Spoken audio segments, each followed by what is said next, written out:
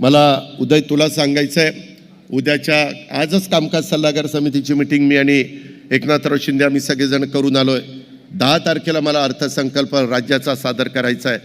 त्याबद्दल तू जरा माहिती घेऊन, एक गोष्ट खरी आहे त्यांनी सांगितलेली आहे की दिल्लीत जो माझा महाराष्ट्रीयन माणूस राहतो त्यांच्याकरता एक अशी जागा पाहिजे की त्यांना तिथं एकत्र भेटता आलं पाहिजे, बोलता आलं पाहिजे, चर्चा करता आली पाहिजे. अशा प्रकारचं काही सभागृह आणि काही जागा ही तिथं आहे का, तिथं आपल्याला उपलब्ध होईल का, ते उदय जरा बघ.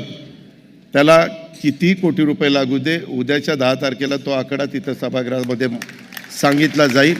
आणि अतिशय उत्तम म्हणजे ह्या साहित्य संमेलनाच्या निमित्तानं दर्डा साहेबांनी ती गोष्ट लक्षात आणून दिल्यानंतर एकनाथराव शिंदेंच्या साहेबांच्याही ते मनात आहे, देवेंद्रजींच्या पण मनात आहे.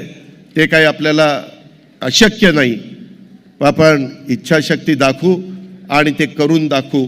हे पण निश्चितपणे महाराष्ट्राला साजेसं अशा प्रकारची वास्तू दिल्लीमध्येच तुम्हाला सगळ्यांना अभिमान वाटेल अशा प्रकारची वास्तू आपण त्या ठिकाणी उभी करून दाखवू.